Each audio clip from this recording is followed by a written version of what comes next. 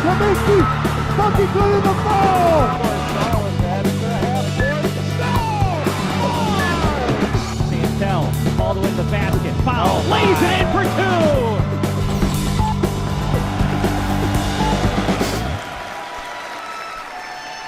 Happy Monday, Upstate Hoops fans. Welcome into the Upstate Hoops podcast here on FairLakes1.com. Third floor, live in the FairLakes1.com studios. Third floor, North Park building. Gotta have myself.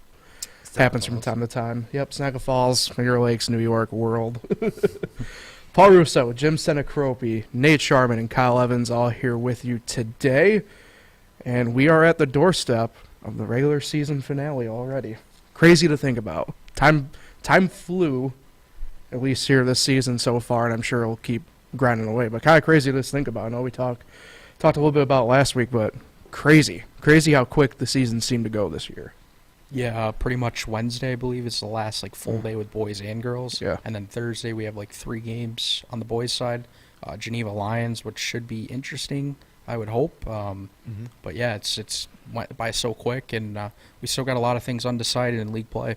Yeah, we'll get to that. That's one of the key topics we'll be touching on is the league standings, because we do have a few of them have technically already been figured out. But for the couple that are still really up for grabs, man, oh my gosh, you couldn't ask for a regular season conclusion better than what we should be getting this week. But we'll also obviously first recap our games, power rankings, week ahead, and of course thank our sponsors, DeSanto Propane, Generations Bank, and Lil John and Barbie Orthodontics. So without further ado, we'll jump into our DeSanto Propane week recap. DeSanto Propane, 4 generations strong, is a trustworthy family-owned business with unmatched customer service. You can go online at DeSantoPropane.com for more information or call toll-free at 1-800-752-4574 today. Since 1937, the difference has been DeSanto Propane. So we'll start over on the boys' side of things for the week recap, and we'll start on Monday the 6th, which saw a non-league game between a Finger Lakes West and a Wayne County opponent. South Seneca 61, Ganonda 65. Leading the way for South Seneca, Mikey Kaufman with 19, Paul Clemenson had 10, and Zach Sherry had 7. For Ganonda, Miles Cavanis had 20, Cohen Reisman had 15, and Cooper Grassel had 11. 11 points for Mike Kaufman? Yeah, so that happened later on in the week, but congratulations to... Yeah, it's all right. We can mention it now. Mikey Kaufman, I think most of us remember him primarily as being a Romulus Warrior, but with the combination team this year, been playing with South Seneca obviously this year, and did get to 1,000 points on Friday night's victory against Honeoye for the Falcons. So congratulations to Mikey. Awesome kid, really great player. Really, I know they have him listed as a guard, but he plays pretty much full court. It doesn't really matter to him. Well, I'm glad that Romulus and South Seneca got together for a guy like Kaufman. Now he's on a competitive team, a team that is they won their West, right? Yeah, they to that later too, but and now got a chance to make a sectional run. Now, if he was back in Romulus and these teams, and same thing hold true for South Seneca, neither one of those teams would probably be legitimate sectional contenders or league champs in the Finger Lakes West together. They could win a sectional title, and they've already won a league title. Definitely. I want to circle back, though, to the game that was that Monday, because last week ended up being a bit of a week of, I'd say, gauging, right? We had makeup games from the week before. In addition, kind of like the final tune-ups for a lot of teams, including like this one where it's a non-league game against a like team potentially that you may see in a sectional run, and you can kind of weigh yourself and see where you could stack up in postseason play against similar opponents to the one that you just faced. And I think, look, a tight game, and Ganonda certainly showed their way. I mean, I don't have it necessarily listed on one of the specific game recaps here, but they went out and they beat East Rochester as well last week. So maybe the Blue Panthers also kind of getting hot at the right time, make a little bit of a run, but certainly something to keep an eye on, I'd say. Yeah, they're in C1 just like East Rochester. Yeah. So, it's, we focus so much on Lions in Wayne County, but Ganonda's still not even top 3 in the Wayne County standings. Right. But it does look like, Red Creek we knew was improved. East Rochester certainly played better second half, and Ganonda as well. So maybe there could be some Wayne County teams other than Lions that make some noise in sectionals. Yeah, I thought about it the other day. Like, imagine if Lions wasn't in this league this year. I mean, it would be wide open. A lot of, like you said, East Rochester, Red Creek, Ananda, like I think it would be a tight race. Yep. But Lions is, and they're 15-0 Yeah. in the league. But yeah, once sectional start, Lions is in C3, so these other schools wouldn't have to face Lions unless they got to the play down, Class C play down rounds. All right, we'll fast forward to Thursday to a game that initially was supposed to be played, like I mentioned, the week prior, but Wayne coming out victorious. And a little bit of a teaser, it's what's causing a little bit of chaos in the Finger Lakes East officially now, 40-37 at Paul Mac. Yeah, crazy, and nobody liked that win better than Coach Couparis and the Newark Reds, because now they have sole possession of first place. And Paul Mac makes you play a defensive ball game, low-scoring games all year long. This one was 14-9 at halftime. Now I watched the whole game basically, and it wasn't a very pretty first half. 14-9. By the way, Wayne was losing. Paul Mac was up 14-9 at half, and then Wayne comes back and wins 40-37, and that included a late Ian Goodness 3-pointer. Wayne had it down to like 6 with about 15 seconds to go. Ian Goodness hit a 3-pointer. Yada yada yada. They won by 3. Now Newark has a 1-game lead in the Finger Lakes East. They play Wayne this week. So huge win for Coach Thompson, and I don't want to say it's a shocking loss.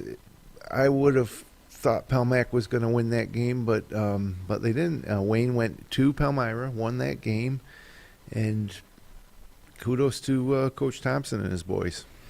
Yeah, no, I saw in a recent interview that Coach Thompson had. He mentioned, right, this team is now, the Wayne Eagles has kind of built this momentum kind of going through the year so far, kind of took their lumps when they had to take their lumps, but now kind of really hitting that high gear when they need to. Say on the boys' side, a game that myself and Nate were at on Saturday night, non-league game, Aquinas and Lions. Lions come away victorious 72-55. For Lions, J.C. Walker led the way in the game with 20, Jameer Johnson 18, Michael Briggs with 13, but what a treat it was. It was a really fun game to call, and you could tell Lions was just out there. They kind of got into their pretty much what I call, I know I classify a lot maybe within a run and gun, but man, they would get the ball and they were instantly going when they had the opportunity to do so. JC, I read, had a 20-20 game, which is crazy. We don't keep track of rebounds. It's kind of tough, too. That's probably true, though. Yeah. He had a lot of rebounds. But they dominated the boards. Yeah, I want to give credit to Jameer Johnson, freshman, big down low in the post. It was and a team rebounding, I thought, between him and Jameer. And selfishly for me, I when I was still playing growing up, I was one of those guys that was told you stay on the block back to the basket. And it was just fun watching a guy like Jameer Johnson just kind of really do similar things in this day and age, and just kind of, in all honesty, he had his way down there in the post. Yeah, against a Class AA Aquinas team that we thought was going to be, Kyle, I think, predicted Aquinas was going to win that game. Tough single digits. I wouldn't have thought that it would have been, a 17-point win like it was for Lions, but watching that game, I was really impressed with Walker and Jameer Johnson controlling the boards, and then, then you push it up. You got to get possession first. So a lot of times with Lions teams, they get ahead of themselves. They're going so fast they get ahead of themselves. But they were really under control and a really solid defensive effort. I thought it was one of the best team efforts I've seen from a Coach Dean Schott Lions team in the 4 years he's been head coach, 3 or 4 Yeah, I years. thought it was a really good coaching job by him. Yeah. He had his boys ready to play. Really good credit to Coach Dean Schott. And it was a statement win. I go from saying I now say that Lions isn't going to face anybody as good as Aquinas through maybe until the Far West Regional, and so I went from having some doubts that Lions could potentially get to the Far West Regional and beyond to now thinking that, if they play like that, discipline, and again, to play discipline doesn't mean you don't run and gun like you say. They just had a tremendous focus and really took care of the basketball and got it off the glass, and everything you could want. We know that team has talent. If they play like that, I don't see who's going to stop them till they get to Buffalo, and then I don't know what goes on out in Buffalo. You never know who you're going to get. Right. Definitely. Yeah, tough spot for you, Kyle, unfortunately. Hey, it's all right. I know a lot of people, came back and watched and saw what I said, but, I mean, it happens. Everyone, not every prediction's right, and my other two were right, earlier this year. But, yeah, Lions, I think, played their best game by far of the year. Even when they blown out teams, I think they're going to make a really good run. Like you said, it was well coached, and I don't think Geneva could stand much of a chance if they play the way they did Saturday. Yeah, and Geneva not playing great lately, but still, it's a game I'm sure the kids at Geneva and Coach Collins have circled, and likewise Lions too. So, I don't blame you for. I would have probably picked Aquinas to win that game. Based I don't on think what it I've was too seen so crazy, far. to be honest. As No. people are making it, like, that's a double-A school. They're really good. Yeah, and they were looking at a Lions team that struggled with Red Creek. Yep. Right. And yeah, they did you look at the games that Lions played, there's really like 4 games on the schedule this year. One of them was Avoca Prattsburgh, and Lions just dusting them, right? But Yep. that is a Class D Mm-hmm. team. This was a Class AA team, Yep. and a Class AA team that I think had, what's the record? 14-7, 15-7. 5 losses, 6 Yeah, losses. now they are, I believe it's 15-6. Yeah. Yeah, so I mean, they're a Class AA team, team, that yeah. won a lot of games. So really, really impressive win for Lions. Great atmosphere in the community center. Great call by you guys, and a win that certainly changes the way I think about Lions going forward. I love games in the community center. The crowd is so loud and engaged in the game. It's fun atmosphere to be at. Yeah, I do. I always loved the Atwood too, but it's too small for a game of this magnitude. You want Definitely. But man, like the Atwood, some of those Lions Clyde games in the Atwood when both teams were good, there's nothing like it. Nothing like it. But even you could get that same type of atmosphere now in the community center for a big game, and so I don't see why you wouldn't let more people through the door. It's also a little easier to diffuse tensions. I think sometimes in the Atwood, everybody's so packed in so tight that there's just Right. potential for things to go wrong in the stands. So, Yeah. fair. I can understand that, yeah. And then I just want to say this, though. The Aquinas by Cal White, I know he's an underclassman. I can't remember the exact year, but that's a name in the wide scope of things here in Section 5 to remember kind of going I thought he was the forward. senior. Is he the senior? I I believe think he's I think he's the lone senior on I that. thought- Chris Jayon- Lasath, yeah. Chris Lay said Jayon he- Alexander was a good player. He's They got a sophomore. bunch of underclassmen that are, They had a kid on JV too. I don't know his name off the top of my head. Yeah. He was a good player, guard. yeah. Either way. Let's transition over to the girls' side of things and begin the week last Monday, where myself and Nate were once again at the Lions Community Center for the Wayne County Route 31 rivalry. Clyde-Savannah Lions. Lions victorious 57-37. J.Lo Bell had 23. Millennia Glanton 16. And Kara Stevens 12. For Clyde-Savannah, Taylor Carnavelli had 15. Jada Larson 10. And Ashlyn Rattray 6.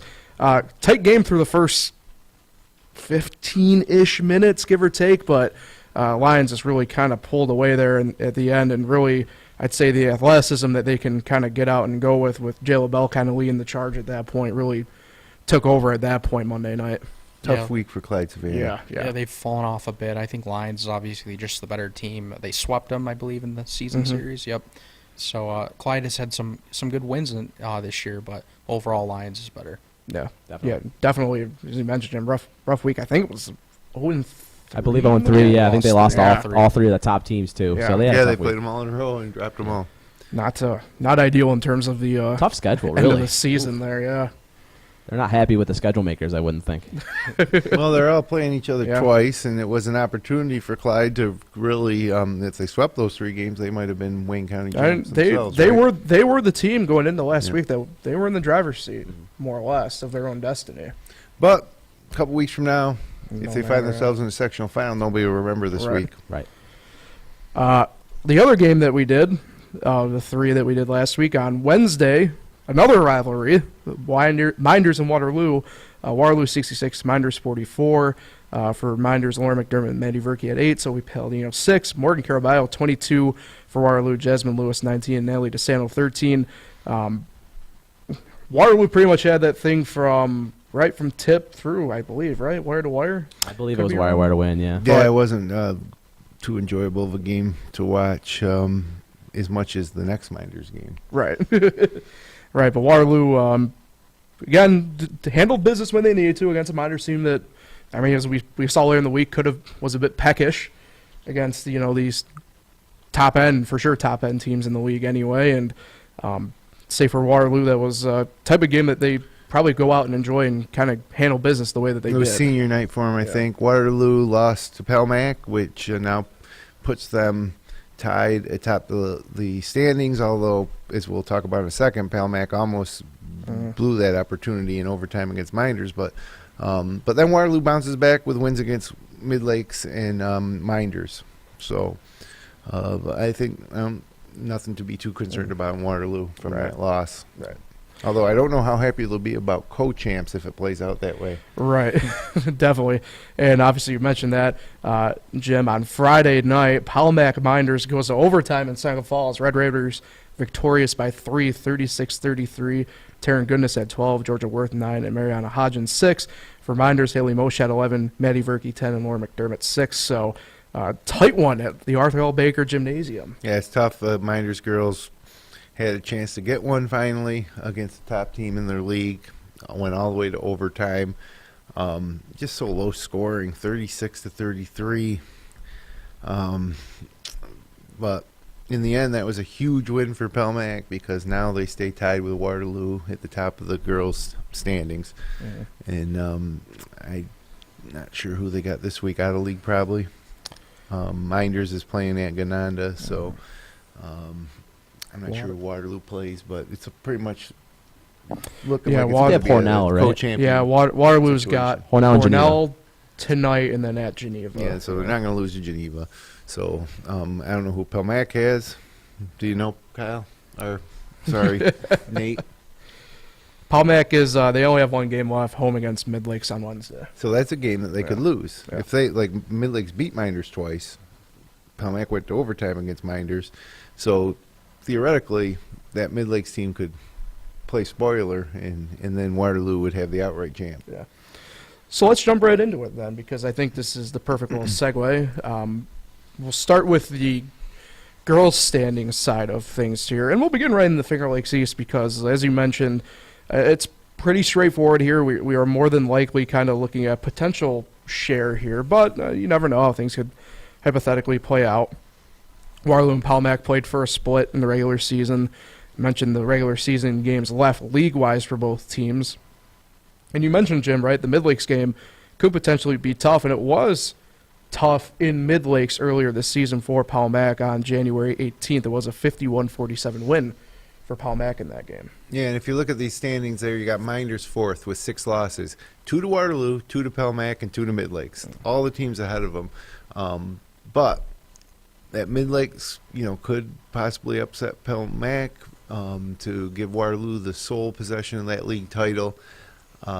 It's just really an afterthought. I think they're more looking ahead to sectionals. Maybe both teams are. But kudos to Dan Harris's squad for pulling out that win in Seneca Falls because that would have been a really disappointing loss. And now they got to do it again against Mid-Lakes. And I think, a Finger Lakes East co-championship on the girls' side with Waterloo is a huge, huge win for Pelmac if they're able to secure it with that Mid-Lakes game this week. Yeah, I certainly agree. I think it's looking more like a share for that. And I'd imagine, in all honesty, both teams really, though, to be fair, are probably just really looking, like you said, beyond really this week at this point and onto the bigger stage at that point. So stay in the Finger Lakes. We'll take a look at the West because this one's also interesting between Dundee, Bradford, and Bloomfield. Dundee, Bradford, done for the regular season. Every game that they played is done. I do know they have 2 scrimmages this week. Not that it matters to stay fresh, but they're done. Bloomfield, on the other hand, they have 1 game left. It's tomorrow at Red Jacket, and they beat Red Jacket on home court on January 11th. And the key thing here, once again, Dundee, Bradford, and Bloomfield split the regular season one game apiece. Yeah, if Bloomfield can get that win against Red Jacket, which I'd expect them to. And then they head off to Bloomfield Class C1, Dundee, Bradford C2, both with potential contenders coming out of the Finger Lakes West. Mm-hmm.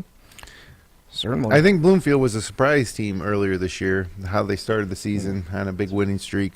Dundee, Bradford, I think we felt was going to be probably the class of that league. And so it looks like another co-champ type of situation here if Bloomfield can beat Red Jacket. Yeah.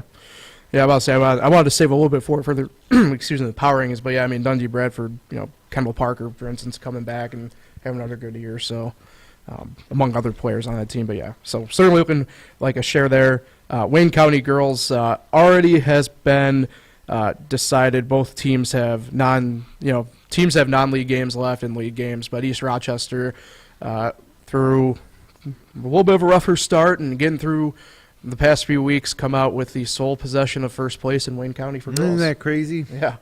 Yeah, the East Rochester Lions, Gananda, and Clyde Savannah at different points during the season, we would have thought another one of those teams was going to be in the driver's seat. But in the end, it was the team that we probably had preseason, East Rochester, winning that Wayne County girls title, and probably one of the best seasons of Wayne County girls basketball in recent memory. Definitely. And key point out here, too, as well, you want to look at deeper, the three top teams, at least numerically at the moment in the standings, East Rochester, Gananda, Clyde Savannah, all C1, Lions in C2, but they're going to see each other again anyway, more than likely, in some capacity. Yep, all these Finger Lakes West and Wayne County teams throughout the C classifications, it really is exciting. And if we're lucky, we might get two champs and then a potential play-down round matchup as well. So, speaking of exciting, on the boys' side of things, in the Finger Lakes East, things could get interesting quick as if they weren't already. So, currently, you alluded to this, Jim, already a little bit. Newark is at sole possession on top in the East standings. Right behind them, tied in second place, Wayne and Palmac. thanks to Wayne's upset of Palmac in Palmyra. Now, this is where things can get very interesting very quickly. Palmac and Wayne split the regular season, and Palmac and Newark split the regular season. But one of the remaining games for both Wayne and Newark happened to be against each other. Valentine's Day Massacre. Yeah, well, potentially. Now, Newark beat Wayne on January 18th, 63-58. That game was up in Wayne. Mm-hmm. This game down in the Rose City. What a matchup tomorrow. Yeah, it's probably the game of the year with so much on the line. And I think, knowing Coach Thompson, he'll have his boys set to be the road warriors the same way he did when they went into Palmac. They had lost to Palmyra as well earlier in the year. Mm-hmm. And he convinced them that they could come into a hostile environment and get the win, and they'll do it again. But again, even all these road games, when you're playing the Finger Lakes East, you're just playing these gyms so often over the years that, and you get, the visiting parents travel pretty well. So it's even though it's a road game, I don't think that plays a factor as much in these situations. Now, if you're going to play Lions at the community center or even at the Atwood, there's some that are home court advantages, but I think Wayne will be perfectly comfortable playing Newark at Newark High School in the Rose City, and that'll be the fun one to watch. Just realized flip a coin. Just realized too. Rose City on Valentine's Day. Yeah. Yeah, there you go. That's how you play that one up. Impeccable. How did I come up with that? Wow. Of note, Palmac does play tomorrow as well on Valentine's Day. They're home against Marcus Whitman. Again, a little bit of a tease. Nate Not will be there. a guarantee. I'll be there. The Whitman Wildcats will play. Yeah. They'll try to play spoiler. Not a guaranteed win for Palmac there at all. And in fact, it's a pretty important game for Whitman as far as sectional points go. Mm-hmm. But again, if Wayne beats Newark and Palmyra beats Whitman, that's a three-way. There'll be three-way tri champions in the Finger Lakes season. Nobody wants to see that. I'm hoping that doesn't happen. Right. I kind of got a feeling that it might, though. Sure. Admittedly, I don't know when Isn't this that last probably occurred, the favorite, the three to win? Huh? Isn't that probably the favorite, right? For what? To try that to come to out happen. on top? Isn't Well, I mean, No, I think Newark's Newark- going to be favored against Wayne, but Yeah. Wayne just beat Palmyra. Wayne's playing well, Madison, yeah, right. So, I mean, it's a toss-up game, but I would give, if I was putting a line on that game, I'd say Newark by 5. Newark -5 at home against Wayne. yeah, a little bit of that home court advantage-ish. Even Mhm. though you say it doesn't quite make a difference. But Well, I think Newark's a better team, too, Right. but I also think Newark has been inconsistent Yeah. throughout most of the season. But they have started playing with a little more consistency. And, they remember the first half of the season, they weren't really at full strength. True. So, but the Finger Lakes East, especially the teams at the top, it's been some defensive, low-scoring slogs of games. And again, if you told me that Wayne was going to score 9 points in the first half at Palmyra Macedon, I would say, well, how much did they lose by when it was all said and done? But they ended up winning that game, and they only scored 9 points to only be down 5 going into halftime. So I would expect the same thing here. I think it's going to probably be a game that's in the 40s, maybe. Newark 47, Wayne 42, maybe. Yeah, I could see that. Yeah. What's your prediction, Kyle? Give me Wayne 52, He's all in for chaos. 49. Okay, so you 3-point like game. Wayne in that one. You're all in for chaos. How about you guys? What do you think? You got to pick one.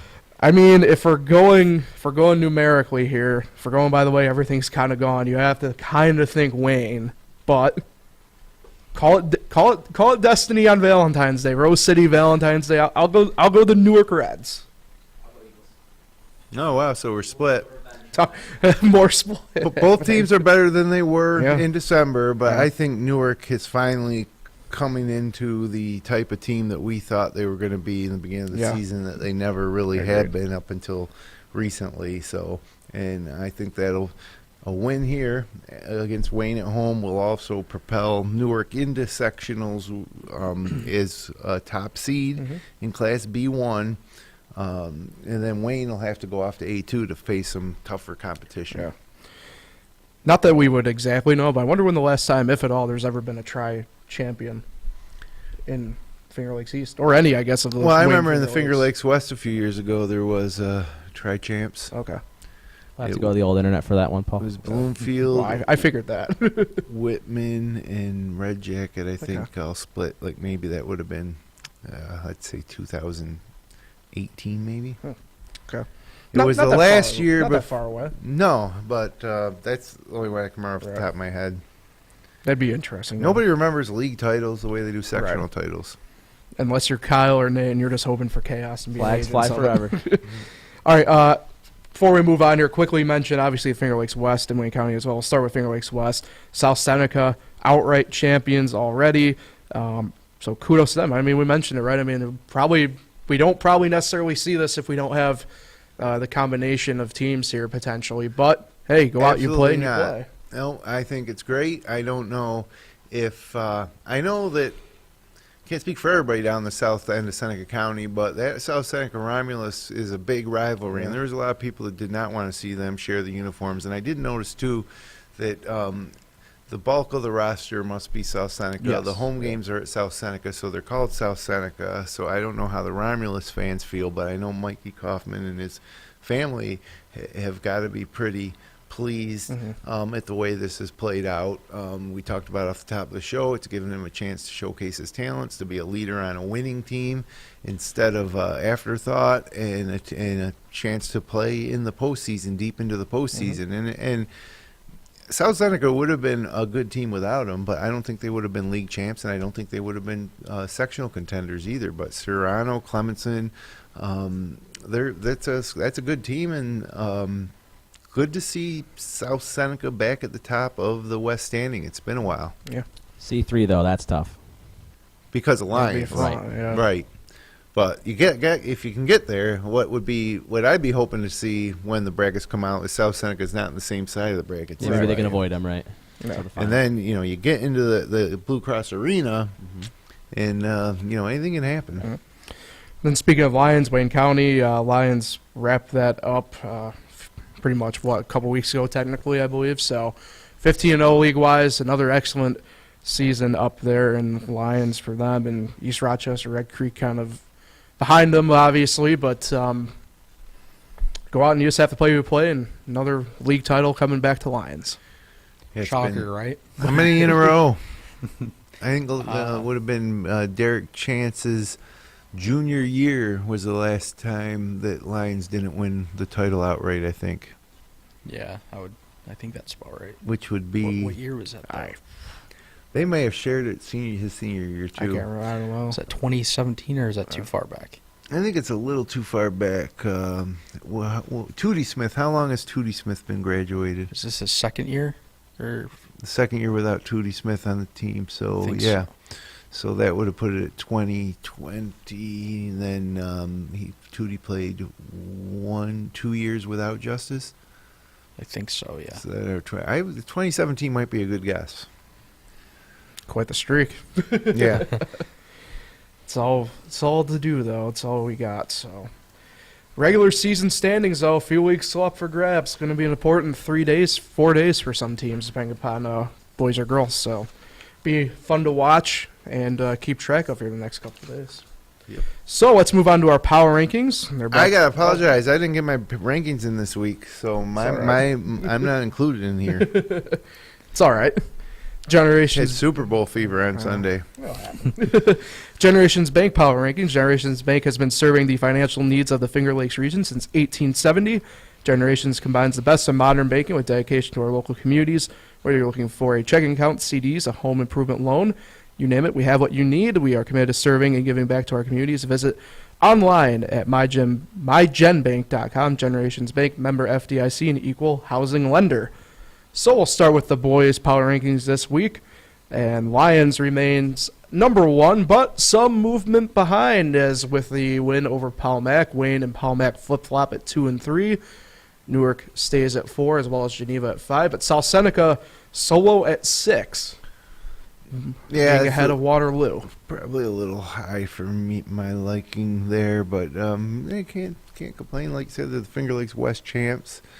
I would have had Newark probably one behind Lions at 2. It's tough. I had Newark at 3. Did you? Yeah. And you had Wayne ahead of him? Yes. Yeah. But obviously was that too- could change tomorrow. Yeah, right. So that's the thing with the power rank, and this is it for the power rankings, right? Well, we got the one more to the regular season finale. Yeah, then, yes, the but- final power yeah, rankings. yep. So, so it'll all play out this week. Mm. But Plenty to do at the top and plenty to do at the bottom, too. I do want to make note that although they're not in the top 10, Gananda, with the victories last week, did get some votes. To get I into put 'em the in top mine. 10, Yep, yeah. they got some votes for me. That was a good week for them. And 10th place vote for what me. are they, like 10 and 8 overall, 11 and 8 overall? I think something like that, yeah. So they're not too bad. yeah, it's tough. Red Jacket. I'd probably put East Rochester up there ahead of Red Jacket. Waterloo's really struggled second half. But yeah, I believe Red Jackets lost a few in a row, too, if I remember correct. right. I think so. Yeah. I mean, that's how South Seneca was able to pull out and have the outright league championship already. I know that, so it will be interesting, though. I mean, and like I said, I expect just the way that this final week's going to play out, I do expect some movement still by the time the final power rankings come out next week. So over on the girls' side of things, though, top 2 remain the same over there with Waterloo, excuse me, and Palmac, but then it's where we have movement once again, as Dundee, Bradford, and Gananda are tied at 3. East Rochester and Lions tied at 5 after some Wayne County and other chaos occurred there last week. And then Minders also poking up into the top 10 again, with Clyde Savannah taking probably the biggest hit, sliding down to tied at 8th after their week. I'd take Miners ahead of Gananda beat Minders earlier in the year. They play again this week at Gananda. It's tonight. And yeah, I mean Miners took Palmac to overtime, so it's tough to see them not higher. But there are teams ahead of them in Gananda and Mid Lakes that beat them. But I think that Minders will beat Bloomfield, Clyde. Yeah, so I don't know, but like I say, they'll have a chance to get revenge against Gananda, and who's tied for 3rd. I mean, they really have had a great second half surge. The Lady Blue Panthers have. And again, I see this a lot like the boys' side. I don't think no matter what 1 and 2 change, but I mean the final few days here, I expect some movement by the time our final rankings come out next week. 3rd on down, I'd say. So remains all to play for. It's the beauty of this time of year. I love brackets too next week, right? Yeah, brackets too. We'll have brackets by next Monday. We'll know. There'll be there might be games Monday night. I was about to say we should know brackets. I think by the end of the night-ish on Friday, because I know. I mean, obviously, right? We have final boys. Is it boys games are Thursday? The final of the girls games are Wednesday, but. I know logistically they have to figure everything out for pretty much the day, make sure everything's good to go in places and stuff like that. So. I've seen it go into the weekend before. So who knows, yeah. Plus, it's an important weekend for some people. You know, after Super Bowl, some people still have another Super Bowl coming up. Oh, I thought you were going to say it's an important weekend for Jim and I. Talk about That's what I thought you were NASCAR going on the for. show now. No. All right, so our week preview brought to you by Lil John and Barbie Orthodontics. Lil John and Barbie and their outstanding orthodontic team share a common goal to ensure the overall wellness of each of their patients through their exceptional orthodontic care. Dr. Rod Lil John and Dr. Liz Barbie are proud to support our area high school athletes. You can check out Dr. Rod and Dr. Liz online at liljohnortho.com. So, boys' side of things, start with Valentine's Day. I already mentioned a few of these, but Geneva at Waterloo. Wayne at Newark highlight really the boys' slate there, as well as Marcus Whitman, Paul Mack. So big, heavy Finger Lakes East implications tomorrow night on Valentine's Day. Yeah, that Wayne Newark game is big time. Going to be great. And then the backdrop of that, we will be at Palmac. Nate will be with the student production in Palmyra-Macedon, where if they hold serve against Whitman, they're going to be keeping an eye on the scoreboard over in Newark. So it should be a fun Valentine's Day night. Yeah. I don't know how many. I don't know if my wife would be interested in sitting down and spending Valentine's Day with me watching these games, but yeah, I don't have to worry about that. So Me neither. And then that Lions Geneva game, for every bit of credibility the Lions gained with me with that blowout of Aquinas, could be lost at Geneva. I don't think it'll be an easy game, but. Geneva also needs to get something positive going heading into the postseason. And, you're talking about B1 team Geneva, one of the bigger teams in B1, against a C3 team in Lions at their home court at the Panthers Den. I mean, if you want me to consider Geneva a sectional contender, they got to, if not win this game against Lions, at least take it to the wire. Mm-hmm. And then, like I said, I could see Lions, riding high off that Aquinas win, going and laying an egg in Geneva. So that'll be an interesting one to watch, too, and that's on Thursday night, right? Thursday night, one of 3 games that night, all non-league. All right, for all the Lions people listening right now. Uh-oh. Lions will win this game. Lions will win this game, and I got them by double digits. I'd say about 19-point win. So all you Lions guys, come and watch the show. But I'm not going against you guys this week. I agree with you. I think the Lions, I think Lions is heavy favorites at Geneva, but that's why they play the game. So yep. I'm not saying it's going to be out of the realm of possibility for this, to totally do a 360 from what we saw over the past week or two, and see Geneva finally start playing a little better, and Lions, on that big court in Geneva, maybe just getting a little loose. Imagine if I picked Lions like I just did, and now they lose. Well, we are 1 for 1 in both predictions on the year. You got the Pittsburgh, biggest one. County. The biggest one was the Palmac win over Waterloo. That was but you were way off last week. Yep.